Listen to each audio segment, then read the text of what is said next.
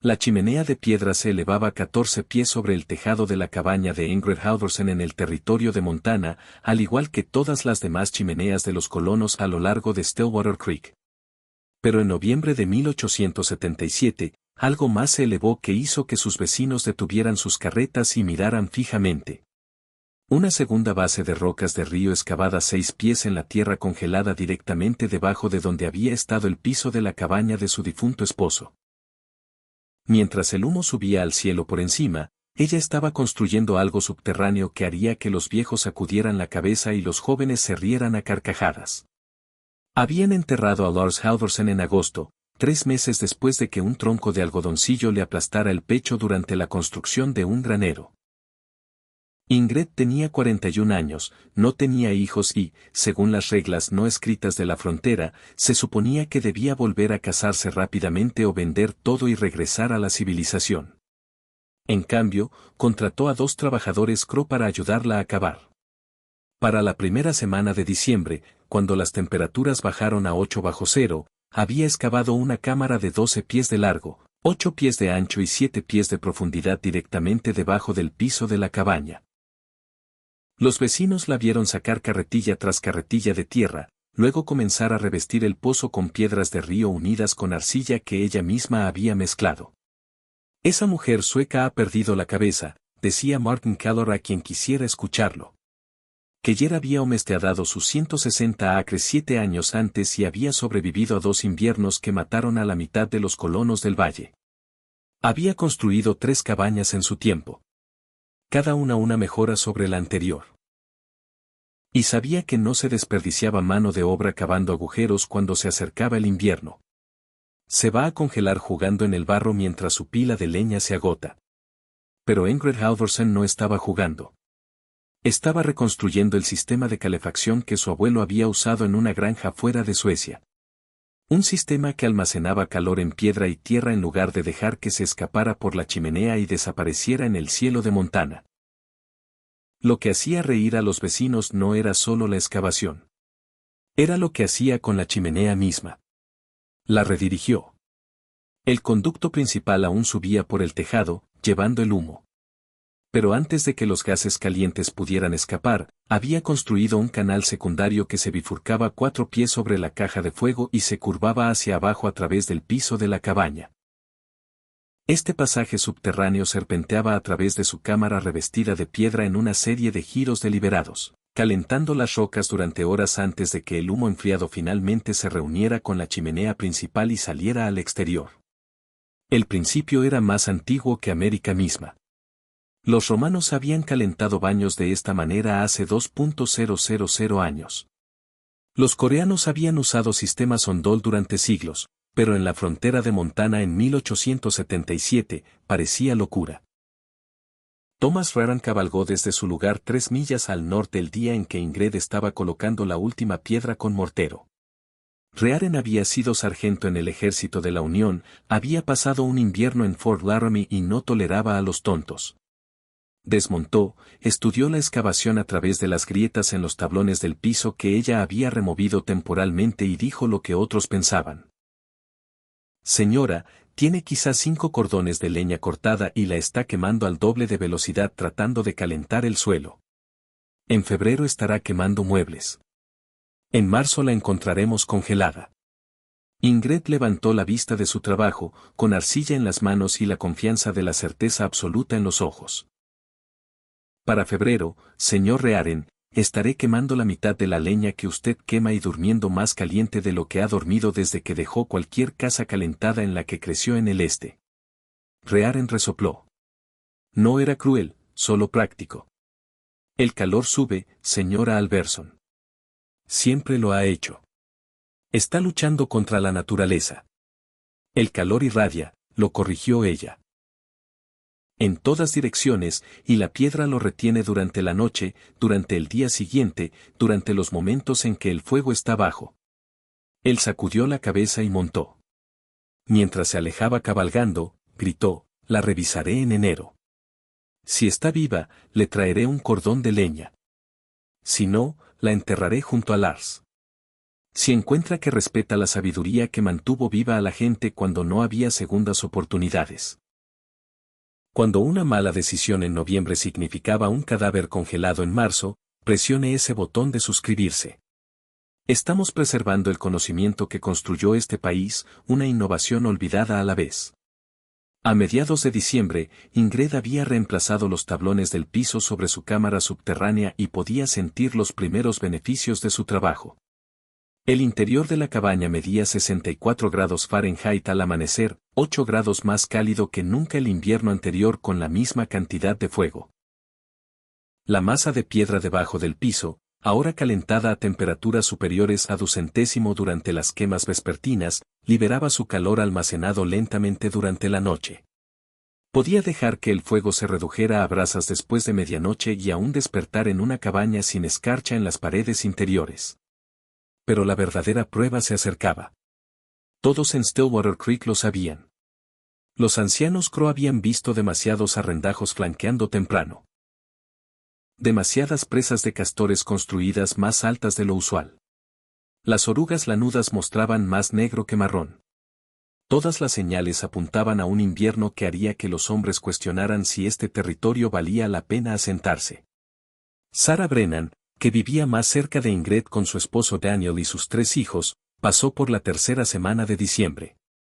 Sarah tenía 29 años, nacida en Texas y había sobrevivido cosas que Ingrid no podía imaginar. Había perdido 2 bebés por cólera en el camino en carreta al norte, había caminado 47 millas cuando su buey se quedó cojo y abordaba la vida en la frontera con un pragmatismo que rozaba lo sombrío. No se burló del proyecto de Ingrid, pero tampoco lo respaldó. Se siente cálido, admitió Sarah, parada sobre los tablones del piso sobre la cámara subterránea. Pero ha estado quemando constantemente durante semanas. ¿Qué pasa cuando se quede sin leña?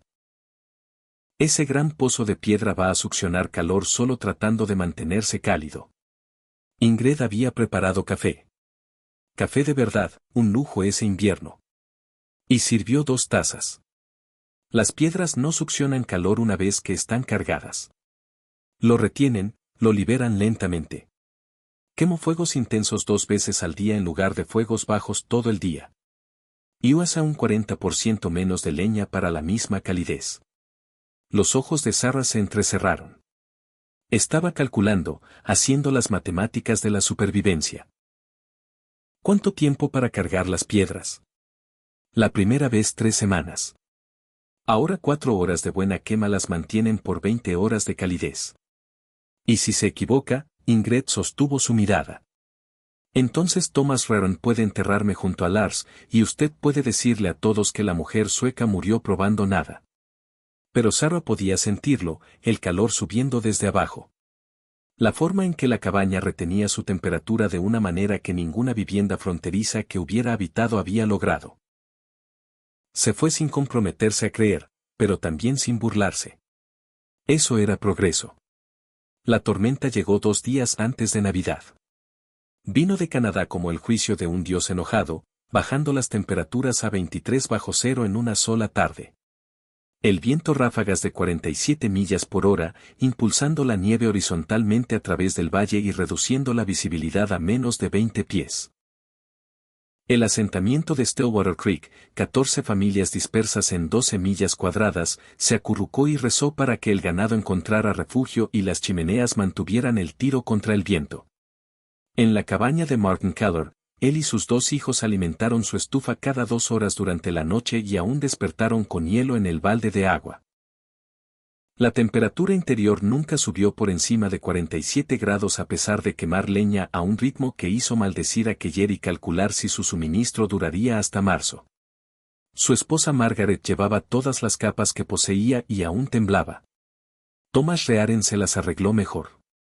Su cabaña era más nueva, el calafateo más apretado, el techo mejor aislado con césped, pero quemó 5 troncos esa noche solo para mantener 52 grados, y sus manos estaban rígidas cuando intentó recargar la caja de fuego a las 3:00 de la mañana. En la cabaña de los Brennan, el pequeño William, de 4 años, desarrolló una tos que sonaba como grava en su pecho. Sarah lo sostuvo cerca de la estufa, pero el calor no penetraba lejos en el espacio de 16x20 pies. Daniel salió 2 veces a traer más leña, perdiendo sensibilidad en los dedos ambas veces a pesar de guantes gruesos.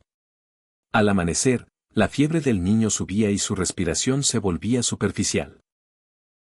Ingrid Alberson durmió toda la noche en su camisón de franela con una sola manta de lana. Había construido su fuego vespertino de 5:30 a 9:30, apilando pino partido y algodoncillo muerto hasta que la caja de fuego rugía y el conducto subterráneo brillaba rojo opaco en lugares. Las piedras debajo de su piso absorbieron el calor como una batería almacena electricidad, tomando energía y liberándola lentamente, predeciblemente, controlablemente. A las 10, dejó que el fuego se redujera a brasas. A medianoche, agregó 2 troncos más por hábito que por necesidad. A las 2 de la mañana, el interior de la cabaña medía 61 grados Fahrenheit. A las 6, cuando la tormenta estaba en su peor momento y la temperatura exterior había bajado a 29 bajo cero, el interior de su cabaña aún estaba a 58 grados. Se despertó naturalmente, hizo café en brasas que habían durado toda la noche y siguió con su mañana como si la peor ventisca en 5 años no fuera más que clima. Cuando Sarah Brannan llegó corriendo a través de la nieve compacta a las 7:30, con su chal inadecuado y su rostro crudo por el frío y el miedo, Ingrid ya tenía la puerta abierta. Una mirada a la expresión de Sarah le dijo todo. William, jadeó Sarah. No puede respirar bien. El frío está en sus pulmones. Ingrid no pidió permiso. Se envolvió en el viejo abrigo de Lars, agarró mantas y su canasta de medicinas, corteza de sauce, té de agujas de pino, flor de saúco seca, y siguió a Sarah a través del viento que intentaba derribarlas horizontalmente. La cabaña de los Brennan estaba a 300 yardas, pero se sintió como 3 millas. Adentro, la temperatura no podía haber estado por encima de 40 grados. Daniel alimentaba el fuego frenéticamente, pero la estufa era pequeña y el calor se disipaba en el momento en que subía. El pequeño William yacía en una cama apilada con todas las colchas que poseían, su respiración ronca e irregular, sus labios mostrando el leve tinte azul que significaba que su cuerpo estaba perdiendo la lucha por mantenerse cálido. Ingrid tomó una decisión en 3 segundos. Abríguenlo. Tráiganlo a mi casa. Traigan a todos los niños. Daniel empezó a protestar. Estaba 70 yardas más lejos de su cabaña que desde donde estaban, pero Sarah ya estaba envolviendo a William en lana y piel de oveja. Marta, de 6 años, y Catherine, de 8, lloraban por el frío y el miedo. Ingrid tomó a William ella misma, sosteniendo al niño contra su pecho, y lideró el camino de regreso a través de la tormenta. Cuando tropezaron por su puerta, el contraste golpeó como una fuerza física. La familia Brennan se paró en medio de la cabaña, incrédulos, mientras el calor los envolvía desde todas direcciones. No era solo aire cálido de una estufa. Era calor subiendo a través de los tablones del piso, irradiando desde cada superficie, rodeándolos con el tipo de calor que penetra hasta los huesos. Jesús, María, susurró Daniel. Ingrid acostó a William en su cama, que estaba directamente sobre la sección más caliente de la cámara subterránea de piedra. Le quitó las capas exteriores húmedas, lo envolvió en mantas secas y en minutos su respiración comenzó a calmarse. El calor no era solo ambiental. Era terapéutico, constante, el tipo de calor envolvente que permite que un cuerpo sane en lugar de solo sobrevivir. Sarah tocó el piso con la mano desnuda y la retiró de golpe. No dolorosamente caliente, pero cálido como piedra de verano. Como las piedras retienen el calor. No lo pierden como el aire. Lo devuelven durante horas, días. Si las mantengo bien. Los niños Brennan dejaron de llorar. Marta se quitó los mitones. Catherine preguntó si podía sentarse en el piso y cuando Sarah asintió, ambas niñas se estiraron en los tablones como gatos encontrando sol. La tormenta duró 3 días.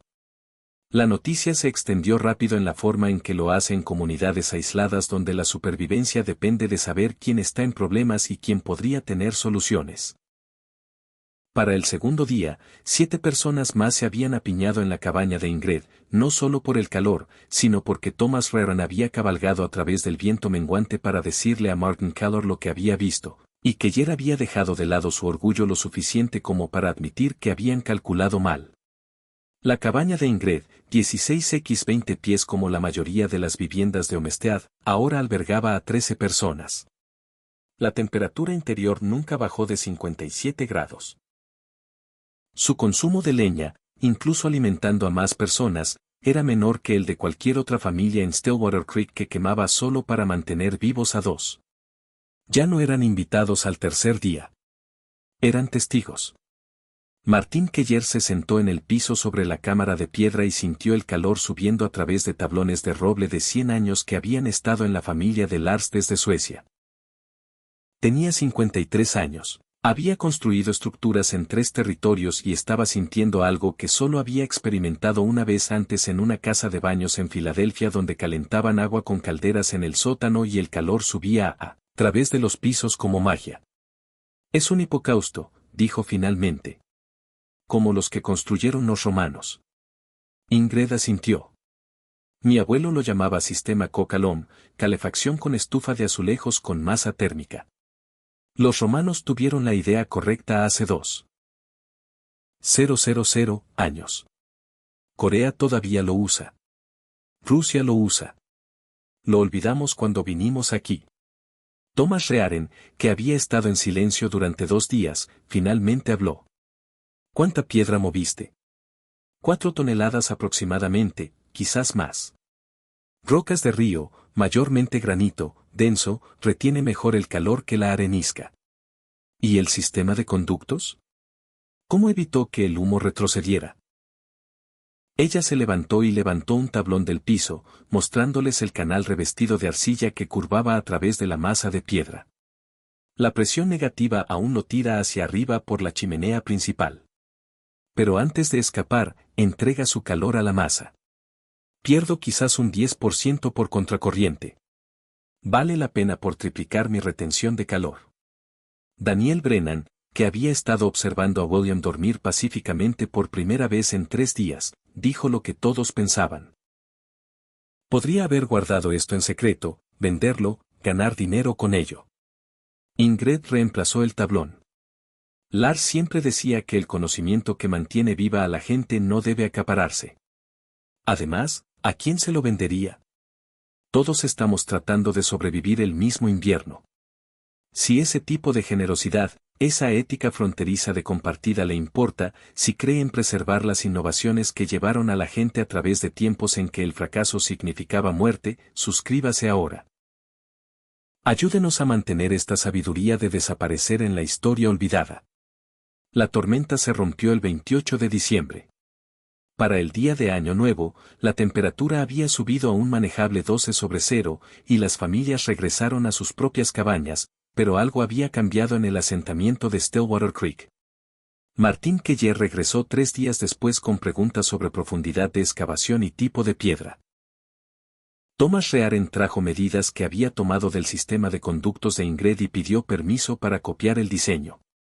Daniel Brennan apareció con sus 2 hijos y ofreció 2 semanas de trabajo para ayudar a Ingrid a reparar lo que necesitara después de hospedar a su familia. Para marzo, 4 familias más habían comenzado a cavar. Martín Keller fue el que más lejos llegó. Excavó 8 pies de profundidad, revistió su cámara con granito que transportó de una cantera a 19 millas y construyó un sistema de conductos que serpenteaba 32 pies a través de la masa de piedra antes de ventilar. Su esposa Margaret reportó que quemaron un 60% menos de leña el invierno siguiente y durmieron en ropa de noche por primera vez desde que dejaron Pensilvania.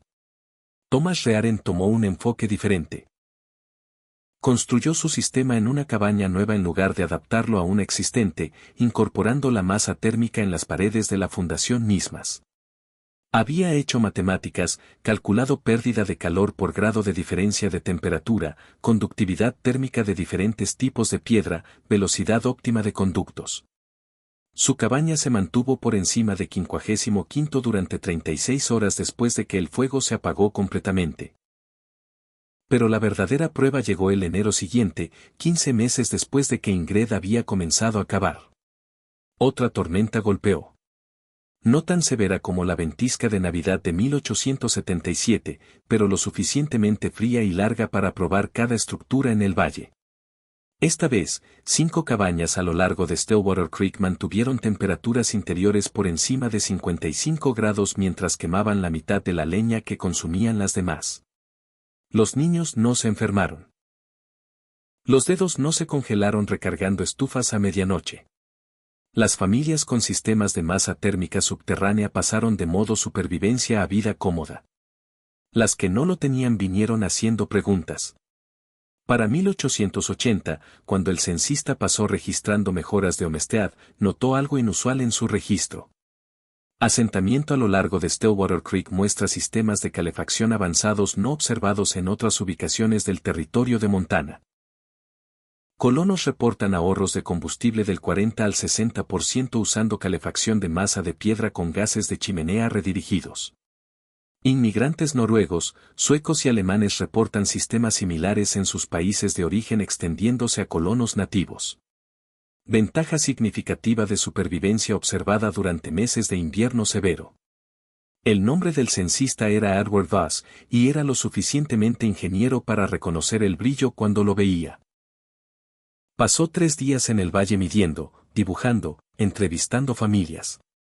Su informe al gobierno territorial incluía dibujos detallados del sistema de Ingrid Halvorsen y recomendaba que tecnología similar se implementara en fuertes militares y edificios gubernamentales en todo el territorio de Montana. Nada salió de la recomendación. Los sistemas gubernamentales no se mueven rápido. Y para cuando alguien en Helena podría haber autorizado fondos para sistemas de calefacción experimentales, la frontera estaba cambiando. Los ferrocarriles traían carbón. Los pueblos crecían lo suficiente para apoyar proveedores comerciales. La ingeniosidad desesperada que marcaba la era de Homestead daba paso a la conveniencia industrial.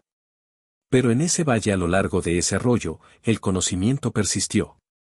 El hijo de Sarah Brannan, William, creció en una cabaña calentada por piedras debajo del piso. Se convirtió en carpintero, construyó 17 casas en el oeste de Montana entre 1895 y 1920, y cada una incorporaba alguna forma de calefacción de masa térmica. No siempre tan elaborada como el sistema de Ingrid, las ciudades tienen requisitos diferentes a los homesteads aislados, pero siempre diseñada para almacenar calor en masa y liberarlo lentamente en lugar de quemar combustible continuamente. Martin Keller enseñó a sus hijos que enseñaron a los suyos. Cuando la depresión golpeó en los 1930 y la economía de combustible de repente importó a gente que lo había olvidado, 3 familias en el condado de Stillwater sabían cómo calentar una casa a través de un invierno de Montana con un cuarto de la leña que cualquiera otro necesitaba. Ingrid Halvorsen vivió en su cabaña hasta 1891 cuando tenía 55 años. Vendió la propiedad a una pareja alemana recién llegada de Baviera, les mostró cómo funcionaba el sistema y se mudó a Helena a vivir con una sobrina. La pareja alemana, los Schmitz, mantuvo el sistema por 32 años. Cuando vendieron en 1923, los nuevos dueños, que habían crecido con hornos de carbón y calefacción a vapor, cubrieron la cámara subterránea e instalaron una estufa convencional. Pero las piedras aún estaban allí. 4 toneladas de granito en una cavidad de 7 pies de profundidad debajo de tablones que alguien clavó sin entender que había debajo. En 2019, una pareja de Seattle compró la vieja propiedad Halvorsen como parte de una adquisición de Montana Land Trust. Eran historiadores interesados en arquitectura fronteriza. Y cuando comenzaron el trabajo de restauración, encontraron algo inusual. Tablones del piso que corrían más cálidos de lo que deberían, incluso en invierno, incluso sin calefacción. Levantaron el piso. 4 toneladas de granito aún en su lugar después de 142 años. Canales de conductos revestidos de arcilla, parcialmente colapsados, pero inconfundibles en propósito. Un sistema de calefacción que había mantenido viva a la gente cuando estar vivo no estaba garantizado, que había reducido el consumo de combustible a la mitad cuando el combustible significaba la diferencia entre supervivencia y muerte. Lo documentaron todo, contactaron al Departamento de Historia de la Universidad Estatal de Montana. Una estudiante de posgrado llamada Maria Chen escribió su tesis sobre sistemas de calefacción de masa térmica en la frontera de Montana, usando la cabaña Alberson como estudio de caso principal. Rastread descendientes de familias que implementaron el sistema. Encontró el informe original del censo de Arbor Bus en archivos territoriales y reconstruyó la historia de cómo la innovación de una viuda se había extendido a través de un valle y salvado vidas que el invierno había intentado reclamar. La física era simple. Capacidad calorífica del granito 20 calorías por gramo por grado C. Una masa de 4 toneladas calentada a 200 F y rodeada de tierra aislada pierde calor lo suficientemente lento como para calentar una cabaña por más de 24 horas. Las estufas de leña convencionales convierten combustible a calor con aproximadamente 65% de eficiencia, perdiendo el resto por la chimenea. El sistema de Ingrid capturaba otro 20% de ese calor escapante al pasarlo por piedra antes de ventilar. Las matemáticas eran elegantes. La ingeniería era brillante. Y funcionaba porque se basaba en principios más antiguos que América, más antiguos que la frontera, más antiguos que la mitología de construcción de nación que olvidó de dónde venían sus gentes. Los coreanos habían usado sistemas Ondol de calefacción bajo el piso con masa térmica desde el periodo de los Tres Reinos, aproximadamente 500 después de Cristo. Los europeos del norte habían usado variaciones durante siglos en climas que hacían que los inviernos de Montana parecieran suaves.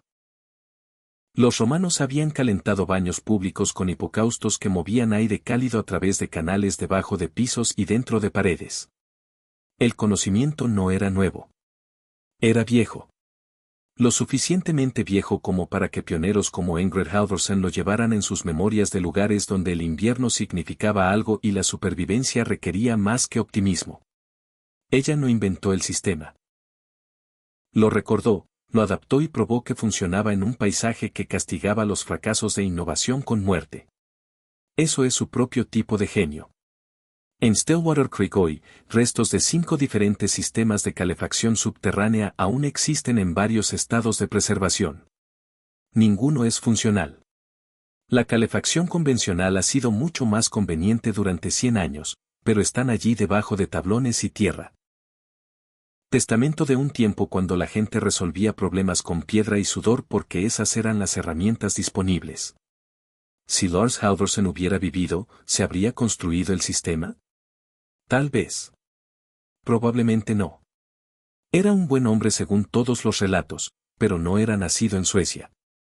No llevaba memorias de inviernos de Uppsala donde el calor se almacenaba en estufas de azulejos que irradiaban calidez durante la noche. Tomó el conocimiento específico de Ingrid, combinado con desesperación fronteriza, combinado con el catalizador de la muerte de Lars, dejándola con algo que probar, para traer esa vieja tecnología a un nuevo paisaje. Los vecinos que se rieron no estaban equivocados en ser escépticos. La mayoría de las innovaciones fronterizas fallaban. La mayoría de los enfoques no convencionales a la supervivencia mataban gente. El dinero sabio estaba en métodos tradicionales porque los métodos tradicionales tenían tasas de supervivencia que podían calcularse. Martin Keller no era cruel cuando dudó de su sistema. Era experimentado. Thomas Rearen no era arrogante cuando dijo que el calor sube y luchar contra la naturaleza era tonto. Estaba aplicando principios que lo habían mantenido vivo en Fort Laramie. Estaban equivocados porque Ingrid Halvorsen sabía algo que ellos no. No algo nuevo, algo viejo, algo que funcionaba antes de que alguien dibujara fronteras en mapas o llamara territorio americano. Y cuando el invierno llegó lo suficientemente duro para matar, el viejo conocimiento se probó una vez más. Es en Navidad de 1877, cuando el pequeño William Brannan yacía en una cama cálida sobre 4 toneladas de granito calentado, y su respiración volvía a la normalidad, y su fiebre bajaba, nadie se reía. Estaban aprendiendo. Y aprender en la frontera era cómo sobrevivías lo suficiente para enseñar a la siguiente generación. Ingrid Alberson murió en Helena en 1908 a los 72 años. Su obituario en el Helena Independent no mencionó sistemas de calefacción ni cámaras subterráneas ni el invierno en que mantuvo vivos a 13 personas con menos leña que la mayoría de las familias quemaban manteniendo vivos a 2. La llamó residente de largo tiempo y viuda del pionero Lars Halvorsen y señaló que la sobrevivían varias sobrinas y sobrinos. Pero en Stillwater Creek, la gente recordaba. Cuando Martin Kellor murió en 1903, sus hijos contaron historias en el funeral sobre la viuda sueca que cavó un agujero debajo de su cabaña y probó que todos estaban equivocados. Cuando la familia Brennan se reunió para el 80 cumpleaños de Sarah en 1928, alguien mencionó el invierno en que el joven William casi murió y cómo el calor subiendo a través de los tablones del piso lo había salvado. Historias como esas no entran en los libros de historia. Viven en la memoria familiar, se desvanecen con generaciones, desaparecen cuando la última persona que conoció a alguien que estuvo allí muere sin pasarlo. Así es como se pierde el conocimiento. No dramáticamente, no en incendios o inundaciones, solo gradualmente mientras la gente olvida que alguien alguna vez lo supo. Pero a veces, no a menudo, pero a veces, alguien cava debajo de un viejo tablón del piso y encuentra 4 toneladas de granito que no deberían estar allí. Y las preguntas comienzan y la investigación empieza y una historia que casi se perdió se cuenta una vez más. Si quiere ser parte de preservar estas historias, si cree que la ingeniosidad fronteriza y la sabiduría inmigrante y el tipo de resolución de problemas que mantuvo viva a la gente en condiciones imposibles merece ser recordado, suscríbase. Ayúdenos a asegurarnos de que lo que Ingrid Halvorsen sabía, lo que construyó, lo que probó en Stillwater Creek en el territorio de Montana en el invierno de 1877 no desaparezca en el silencio que traga la mayoría del logro humano. Presione ese botón de like si esta historia significó algo para usted. Y entienda que en algún lugar debajo de sus pies, si vive en cualquier lugar, la gente alguna vez luchó a través de inviernos sin electricidad. Podría haber piedras que retuvieron calor cuando el calor significaba vida. Podría haber evidencia de brillantez que nadie ha encontrado aún. Podría haber innovaciones que funcionaron tan bien que se volvieron invisibles, dadas por sentadas, luego olvidadas cuando llegaron opciones más fáciles. La frontera no era romántica. Era dura y fría y mataba a la gente que cometía errores. Pero también era un laboratorio donde la necesidad forzaba la innovación y diversas culturas traían diferentes soluciones a problemas idénticos. El sistema de masa térmica de una viuda sueca. El diseño de bodega de un inmigrante alemán. La técnica de irrigación de trabajadores ferroviarios chinos. Calefacción ondol de inmigrantes coreanos. Construcción de casas de troncos de familias noruegas. Cada ola de colonos traía conocimiento de algún otro lugar. Y los inteligentes no asumían que las formas americanas eran las únicas formas. Ingrid Halvorsen sabía que el calor irradia en todas direcciones, que la piedra retiene calidez, que las viejas soluciones a veces funcionan mejor que las nuevas. Lo sabía porque su abuelo lo sabía. Porque los inviernos de Uppsala habían estado enseñando a los suecos sobre masa térmica por más tiempo del que nadie podía recordar. Y por un invierno en un arroyo en un rincón del territorio de Montana, ese viejo conocimiento se encontró con nueva necesidad y se probó una vez más. Las piedras aún están allí. 4 toneladas de granito debajo de tablones que alguien clavó en 1923 sin saber que estaban cubriendo. Silenciosas, olvidadas por todos excepto historiadores y descendientes, y el investigador curioso ocasional que pregunta por qué esta cabaña particular tiene vigas de piso espaciadas diferente de lo que deberían. Están allí porque Ingrid Halvorsen las colocó en noviembre de 1877, mientras los vecinos se reían y sacudían la cabeza y predecían que se congelaría, probando nada. Están allí porque a veces las viejas formas funcionan. Porque a veces los inmigrantes saben cosas dignas de aprender. Porque a veces una viuda sin nada que perder tiene todo que enseñar. Y están allí porque cuando el invierno llega lo suficientemente duro, cuando las temperaturas bajan a 29 bajo cero y los niños no pueden respirar y la sabiduría convencional no es suficiente. Necesita soluciones que funcionen, no soluciones que suenen bien, no soluciones que sigan las reglas que todos acuerdan. Soluciones que funcionen. El calor irradia. La piedra retiene calidez. El conocimiento que mantiene viva a la gente no debe olvidarse. Eso es lo que Ingrid Halvorsen probó. Eso es lo que 4 toneladas de granito aún sentadas debajo de viejos tablones en Montana testifican. Y eso vale la pena recordarlo.